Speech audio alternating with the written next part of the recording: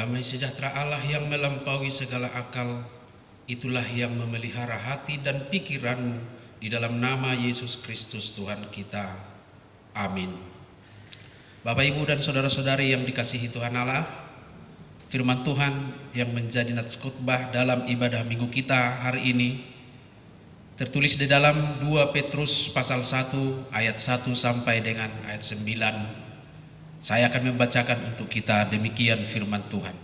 Dari Simon Petrus, hamba dan Rasul Yesus Kristus, kepada mereka yang bersama-sama dengan kami memperoleh iman oleh karena keadilan Allah dan Juru Selamat kita Yesus Kristus. Kasih karunia dan damai sejahtera melimpahi kamu oleh pengenalan akan Allah dan akan Yesus Tuhan kita.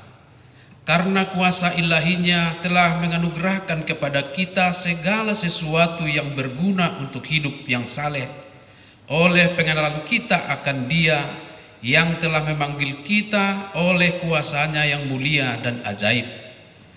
Dengan jalan itu Ia telah menganugerahkan kepada kita janji-janji yang berharga dan yang sangat besar, supaya olehnya kamu boleh mengambil bagian dalam kodrat ilahi dan luput dari hawa nafsu duniawi yang membinasakan dunia.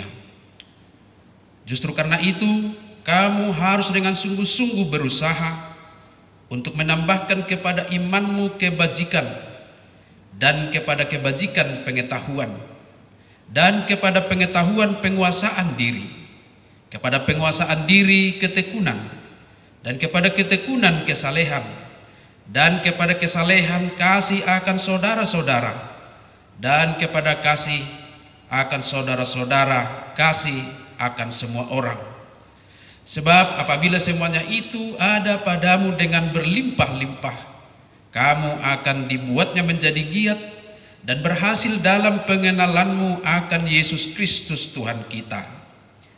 Tetapi barang siapa tidak memiliki semuanya itu, ia menjadi buta dan picik, karena ia lupa bahwa dosa-dosanya yang dahulu telah dihapuskan. Demikian firman Tuhan. Saudara-saudari jemaat yang dikasihi Tuhan Allah, pada masa Rasul Paulus menuliskan surat 2 Petrus ini, ada sebuah situasi yang begitu rumit, yaitu isu yang dihembuskan oleh pengajar-pengajar palsu tentang ajaran bahwa kedatangan Yesus kedua kali itu tidak benar ada. Itu adalah bohong. Isu ini terlihat sederhana, tetapi ketika hal itu menjadi isu yang mengglobal dan terus-menerus didengungkan, maka orang-orang Kristen pada masa itu merasa bahwa menjadi pengikut Kristus itu semuanya sia-sia dan benar-benar sangat mengecewakan. Bagaimana tidak mengecewakan? Sebelumnya mereka sudah menghadapi tekanan dan penganiayaan dari penguasa dan orang-orang sekitar yang tidak menerima ajaran kekristenan. Dan sekarang rasanya perjuangan mereka tentang iman kekristenannya kepada Yesus Kristus hanya sebuah kesia-siaan. Isu itu benar-benar mengganggu iman dan kesungguhan untuk setia kepada Yesus Kristus. Dan peluang menjadi murtad itu sangat besar.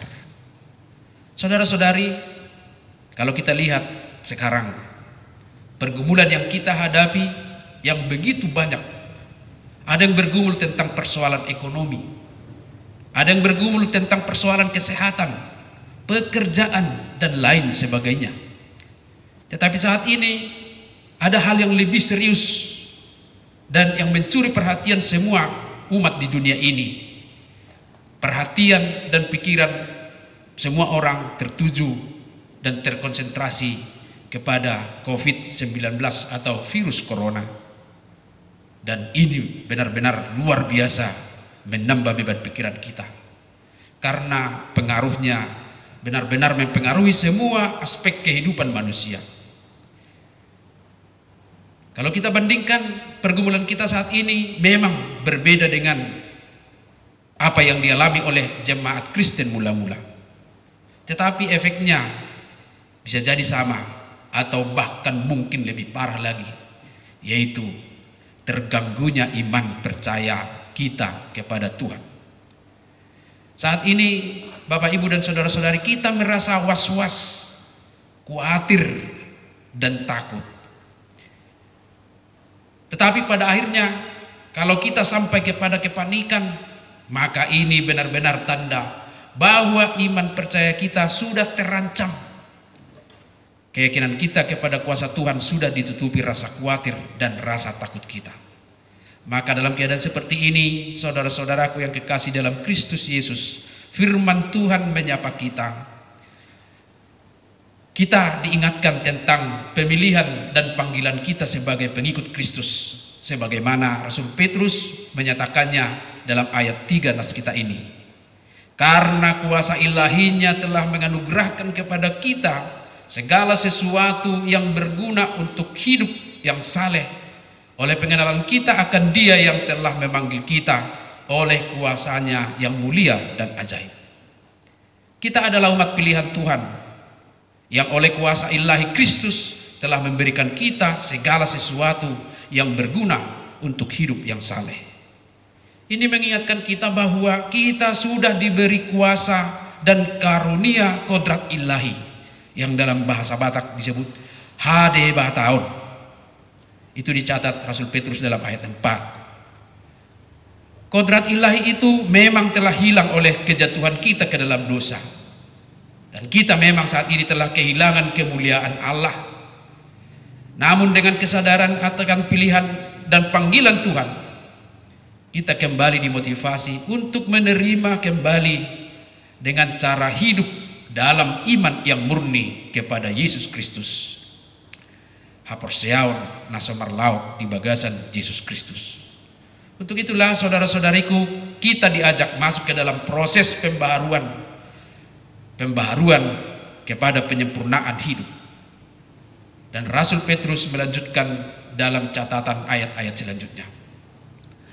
Pembaharuan ini yang harus kita perjuangkan sekarang, supaya kita dapat memahami setiap pergumulan kita saat ini, setiap peristiwa yang sedang terjadi, sehingga olehnya iman kita semakin kuat dan tangguh.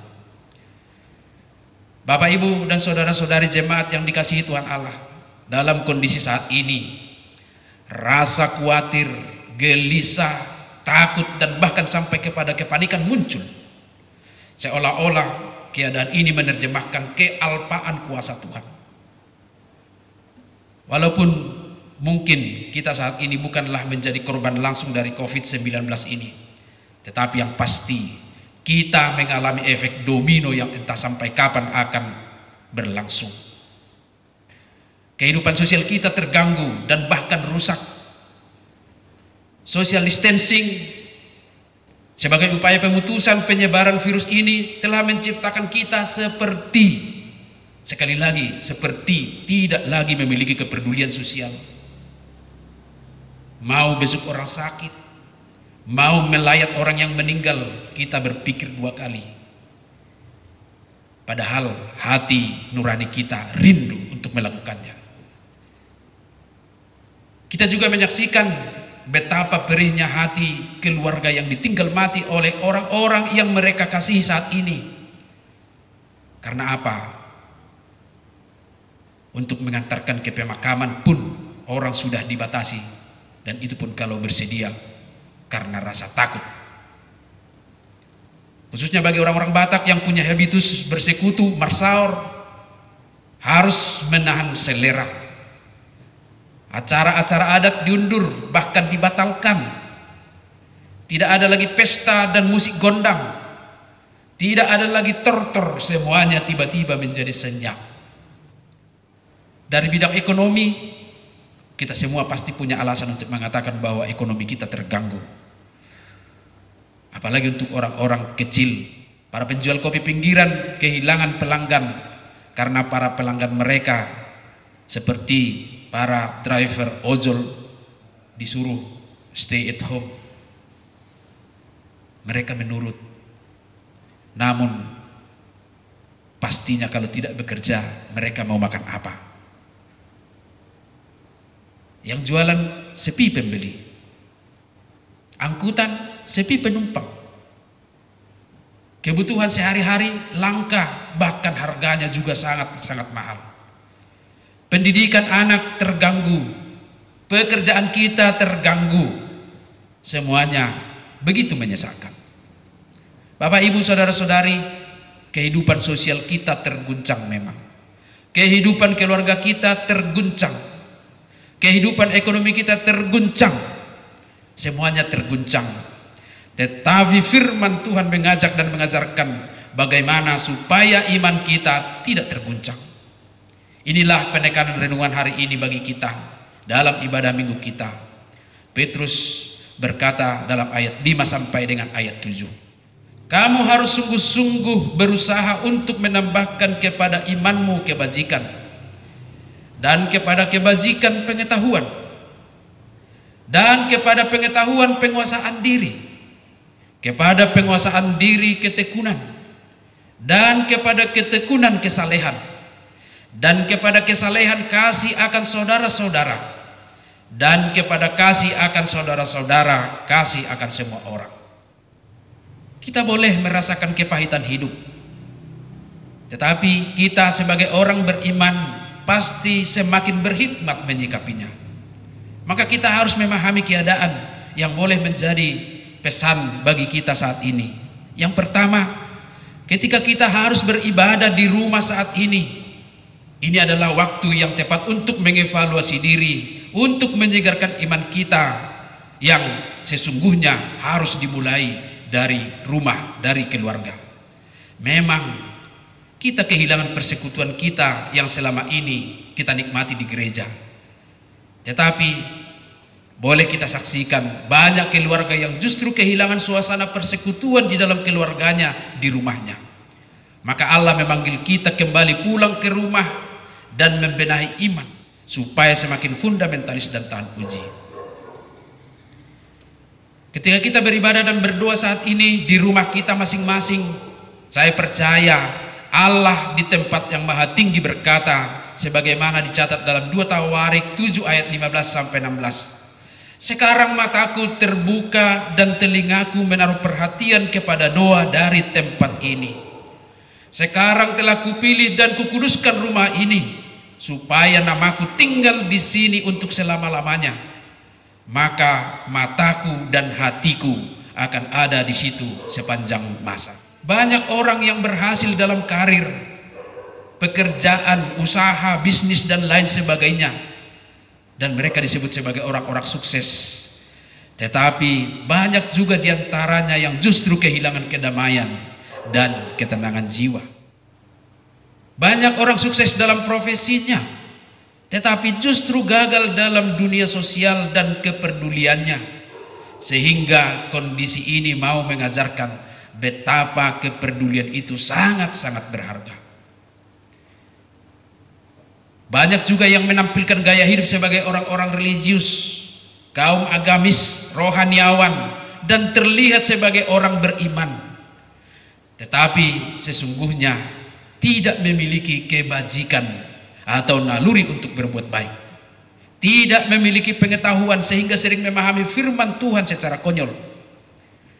Itu boleh kita lihat dan dibuktikan dari tuduhan-tuduhan yang mengatakan bahwa beribadah di rumah itu karena takut, orang percaya tidak akan mati karena corona, Tuhan pasti menjaga kita.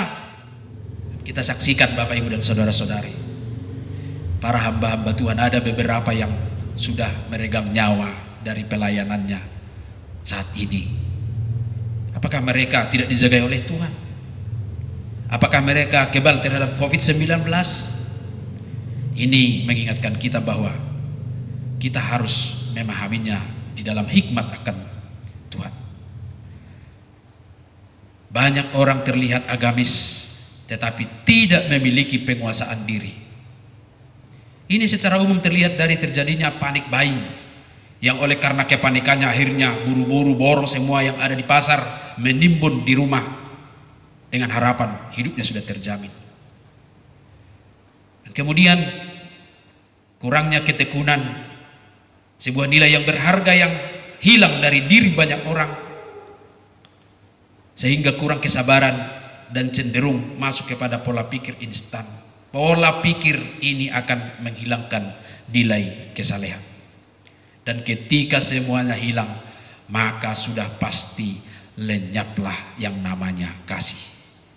Ketika kasih sudah tidak ada, apakah arti kita berkata bahwa kita adalah orang beriman? Saudara-saudari jemaat Tuhan yang bergumul saat ini, satu-satunya benteng pertahanan kita adalah iman yang murni, iman yang sungguh-sungguh. Karena apa? Relasi kita dengan sesama manusia saat ini tidak menjamin kita aman dan nyaman. Kalau dulu rumus bersatu kita teguh, bercerai kita runtuh, sekarang yang berlaku mendekat dengan sesama saat ini adalah kegelisahan dan kekhawatiran. Sebaliknya menjauh dari orang lain saat ini sepertinya adalah kenyamanan. Maka itu tidak menjamin. Apapun tidak menjamin. Maka iman kita diuji, apakah kita akan meninggalkan Tuhan karena keadaan ini, atau kita akan belajar bahwa Tuhanlah sesungguhnya yang menjadi penyelamat kita. Mari kembali mengevaluasi diri dan iman kita untuk dapat menikmati ibadah keluarga sebagai media yang Tuhan tawarkan untuk membentuk iman dan persekutuan yang sesuai dengan kehendaknya. Dalam ayat 8 dicatat, sebab apabila semuanya itu ada padamu dengan berlimpah-limpah, kamu akan dibuatnya menjadi giat dan berhasil dalam pengenalan akan Yesus Kristus Tuhan kita. Amin.